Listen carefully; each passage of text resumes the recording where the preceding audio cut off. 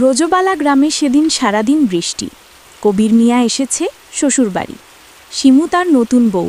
কিছুদিন আগেই তাদের বিয়ে হয়েছে। বৃষ্টির জন্য বাইরে যেতে পারছে না কবির মিয়া, কিন্তু শিমুর খুব করে ইলিশ মাছ খেতে ইচ্ছা করছে।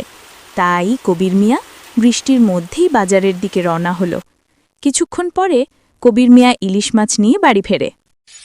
শিমু তাজা তাজা ইলিশ মাছগুলো ভাজি করতে থাকে। ইলিশ মাছের গন্ধে চারদিক মোমো করতে থাকে। মাছ ভাজা শেষ হলে শিমু সেগুলা ঘরে নিয়ে যায়। তারপর দুইজন একসাথে খুব মজা করে ইলিশ মাছ খায়।